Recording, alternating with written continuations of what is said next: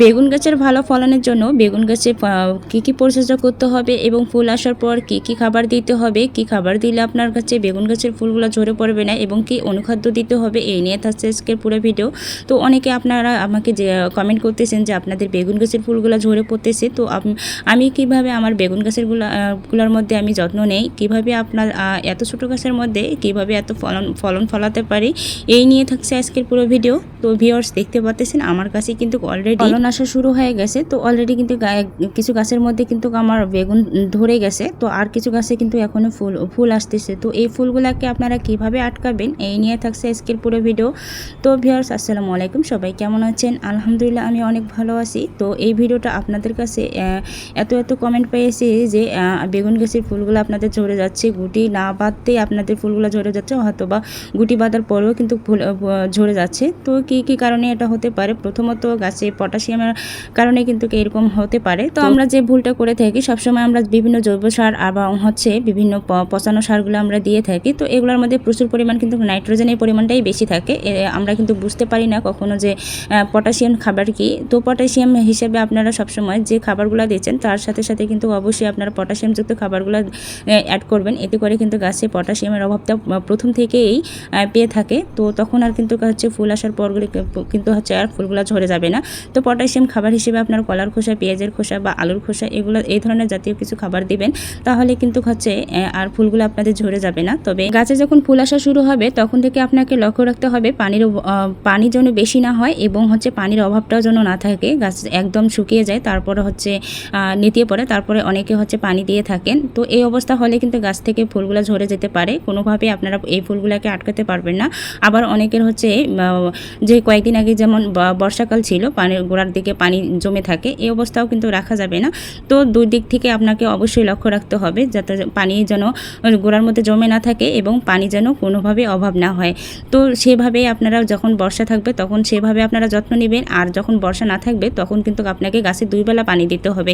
এই দিকটা অবশ্যই আপনারা লক্ষ্য রাখবেন। তো এখানে আমি কিছু পেঁয়াজের খোসা আমি এখানে ভিজিয়ে রেখে দিয়েছিলাম। আগে থেকে আমি সবসময় এগুলো ভিজিয়ে রেখে দেই। তো এগুলো দেখেন আমি 5 থেকে 6 দিনের মতো আমি এগুলোকে পচিয়ে নিয়েছি। তো এখন আমি এগুলোকে এখান থেকে 1 মগ পরিমাণ নিয়ে 1 মগের সাথে আমি আরও 10 মগ পরিমাণ নর্মাল পানি অ্যাড করে নেব। তো এগুলো আমার পেঁয়াজের খোসা ভিজানো পানি, আমি সবসময় এগুলো ভিজিয়ে রেখে থাকি। আর আমি কলার খোসা, পেঁয়াজের খোসা, যে কোনো এই পটাশিয়ামযুক্ত খাবারগুলো সবসময় আমি ভিজিয়ে রাখি এবং অন্য সবজির খোসা আমি আলাদা করে আমি সবগুলো ভিজিয়ে রাখি। এর পাশাপাশি অবশ্যই ক্যালসিয়ামযুক্ত খাবার দিতে হবে।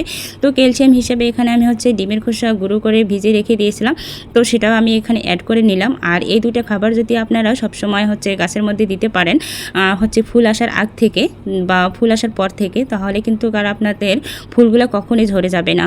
আর এর পাশাপাশি অবশ্যই আপনাকে অনুখাদ্য দিতে হবে কিছু, সেটা আমি কিছুক্ষণ পর আপনাদের সাথে শেয়ার করতেছি। তো এখন আমি 1 চা চামচ পরিমাণ থিওবেট দিয়ে নিয়েছি। তো এটা ছত্রাকনাশক হিসাবে কাজ করবে এবং এই থিওবেটটা কিন্তু দ্রুত ফুল ফল আনাতেও কিন্তু সাহায্য করে অনেকটা।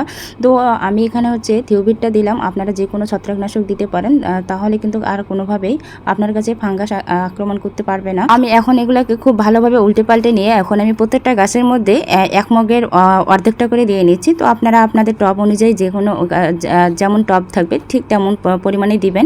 তো এখানে কম বেশির কিছুই না, যেহেতু এগুলো জৈব, আর জৈব সারে তেমন কোনো একটা ক্ষতি হয় না। তবে যে কোনো সারে গাছে প্রয়োগ করার আগে অবশ্যই গাছের গোড়া খুশিয়ে নেবেন।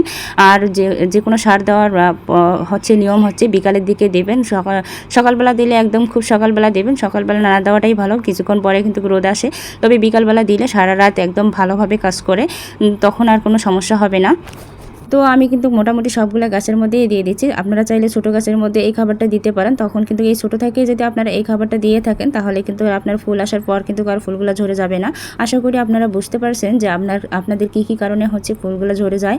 আপনারা অনেকে জিজ্ঞেস করতে পারেন এই খাবারটা কতদিন পর দেবো, আর এই খাবারটা আপনারা চাইলে 10 দিন পর বা 15 দিন পর দিতে পারেন। এর পাশাপাশি গাছে অবশ্যই একটা অনুখাদ্য দিতে হবে বলছিলাম। তো সেই অনুখাদ্য হিসেবে আপনারা এই ছলুবার ব্রণ প্রতি লিটার পানিতে 2 গ্রাম করে নেবেন।